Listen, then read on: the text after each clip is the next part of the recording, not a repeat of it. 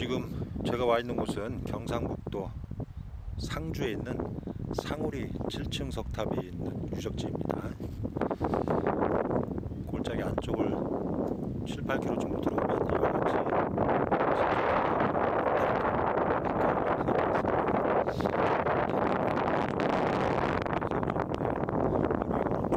이 산이 속리산입니다.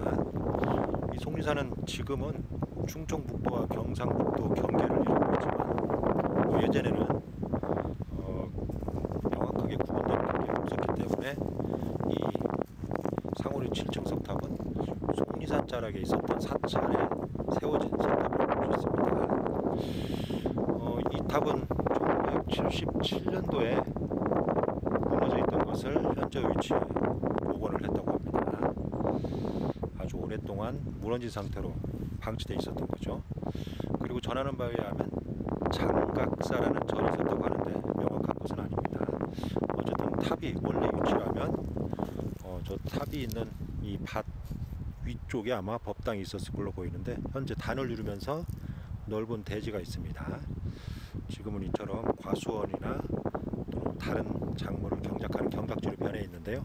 아마 이곳에 법당이 있었을 걸로 추정이 됩니다. 그리고 주변에 이 사찰의 종교 활동을 위한 기타 부속 건물들이 있었을 걸로 보입니다. 어쨌든 이 탑이 있는 이 밭이 이 사찰이 창건되었을 때의 중심지였을 걸로 보입니다. 이 탑은 고려시대 석탑 중에서는 상당히 규모가 크고요. 웅장한 석탑입니다. 그리고 전체적으로 보존 상태가 양호하고 또 고려시대 석탑의 어떤 특징을 완연하게 담고 있는 그런 석탑이다, 이렇게 얘기할 수 있습니다. 보면 기단부가 2층 기단이고요. 물론 신라시대부터 이어진 그런 기단부를 이어받고 있고 1층 탑신을 상당히 높게 하면서 2층부터는 탑신의 체감률을 확 낮추어서 크게 해서 낮게 마련했죠. 그리고 옥계석도 좌우 너비가 올라가면서 상당히 좁아지는 그런 형태입니다. 그러니까 비교적 이렇게 세장한 형태를 가지고 있죠. 경사가 좀 급한 그런 형태를 취하고 있습니다. 이런 석탑들은 신라 석탑에서는 보이지 않는 고려 시대에 와서 보이는 석탑의 요소들이라고 할 수 있습니다. 고려 시대는 다양한 석탑들이 지역별, 사찰별, 시기별로 만들어지는데 이러한 석탑의 어떤 외관이나 조형 기법을 가진 석탑들이 고려 시대에 만들어진 석탑 중에 예를 들면 남한 쪽에만 예를 든다면 안성의 봉업사지 비슷한 유형이라고 볼 수 있습니다. 그리고 여기서 가까운 월악산의 미령리사지, 신라말 마의태자가 머물기도 했다는 그 미령리사지에도 석탑, 석불, 석등 등이 있는데 거기에 있는 석탑도 이와 유사한 양식입니다. 그러니까 전체적인 어떤 조형기법상 아주 정연하고 깔끔하면서 우수한 석탑이다라는 느낌보다 다소 거칠고 어색하고 또 결국 기법이 다소 이완되어 있지만 웅장하면서 잘 만들어진 석탑, 이렇게 이야기를 할 수 있는데 이러한 석탑들이 고려 시대에 들어와서 많이 만들어집니다. 이 석탑도 그러한 유형의 하나의 석탑이라고 볼 수가 있고요. 또 고려 시대에 들어와서 석탑의 탑 신부가 그 이전에 비해서, 그러니까 신라 시대에 비해서 왠지 모르게 옥회석이 촘촘한 느낌이 드는 그런 석탑들이 많이 만들어집니다. 이런 걸 중국에서는 밀첨식 석탑이다, 이렇게 얘기하는데 우리나라에서는 밀첨식 용어를 잘 사용하지는 않습니다. 그러니까 우리나라 석탑을 밀첨식이라고 용어를 붙이기는 좀 어색하고 딱 들어맞는 용어는 아닙니다. 그렇다고 틀린 용어는 아닙니다. 앞으로 이러한 석탑률을 유형 분류할 수 있는 적절한 용어를 찾는다면 좋지 않을까, 이렇게 생각이 됩니다. 어쨌든 지금 보시는 것처럼 석탑의 탑신부가 신라 시대에 비해서는 고층이면서도 다층을 형성하면서도 높은 층을 형성하면서 아주 촘촘한 듯한 그런 인상을 주고 있죠.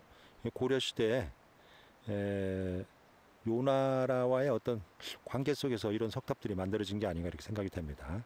요나라 탑파의 아주 전형적인 특징이 바로 밀첨식이거든요. 그런 양상을 일부 보여주고 있습니다.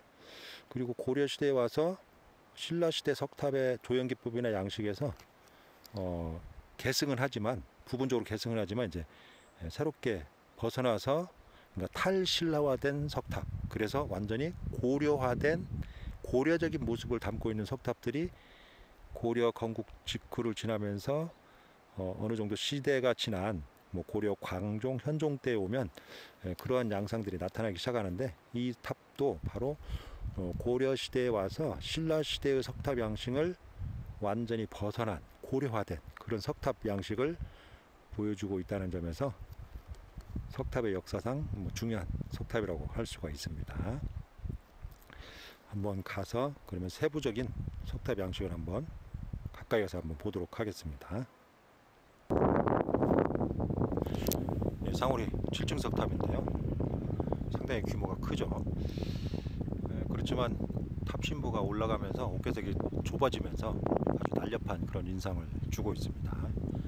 기단부는 상당히 높고 상부로 올라가면서 좁아지는 그런 형태를 취하고 있습니다. 석탑에서는 이렇게 체감률이 큰 석탑은 많지가 않은데 비교적 체감률이 큰 석탑이라고 할 수 있습니다. 기단부 모습인데요, 지금도 와서 기도를 올리는 것 같네요. 예전에 이 석탑을 해체 보수했을 때 저도 와서 해체 보수 장면을 봤는데요. 그 이후에 이제 저도 오랜만에 와서 봤는데 새로운 부재들, 그다음에 가까운 부재에 어울리는 그런 위치에 결구를 잘 해놓은 상태로 파악이 됩니다. 상당히 기단부가 규모가 큽니다. 우리나라에서 기단부가 이렇게 큰 규모의 석탑은 사실은 흔하지 않습니다. 상당히 공력을 많이 기울였다는 걸 알 수가 있고요. 탑신부에 보면 큰 탑신석을 구해서 두 개를 구해서 서로 결구시켰는데요. 이쪽에 사각형 감실이 있는데요, 이 사각형 감실이 일반적으로 뭐 여러 군데 있다면 정확하게 어느 쪽이 정면인지는 알 수 없지만 현재는 한 군데만 있기 때문에 아마 이 감실이 있는 쪽이 이 석탑의 정면이지 않았을까, 이렇게 생각을 해볼 수가 있습니다.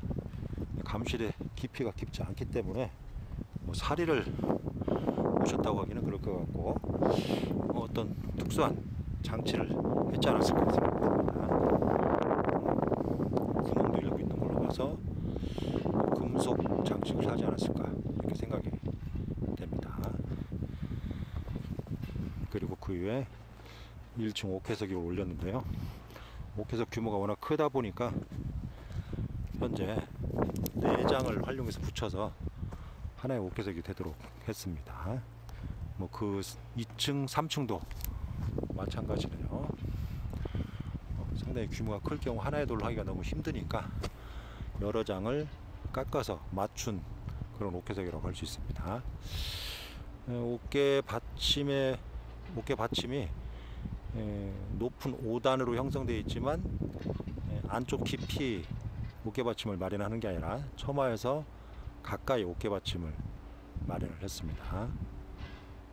이러한 석탑 옥계 받침은 일반적으로 고려시대에 많이 사용된 그런 기법이라고 할 수 있습니다. 어쨌든 이 석탑은 고려시대 석탑 중에서 상당히 웅장하면서도 세부적인 기법은 다소 거칠고 결구 기법이 어색한 부분도 있지만 잘 만들어진 고려시대를 대표하는 그런 석탑이라고 할 수가 있고, 아마 고려시대 많은 사람들이 이 사찰에 와서 염원을 올렸을 걸로, 또 탑토리 행사를 했을 걸로 추정이 됩니다.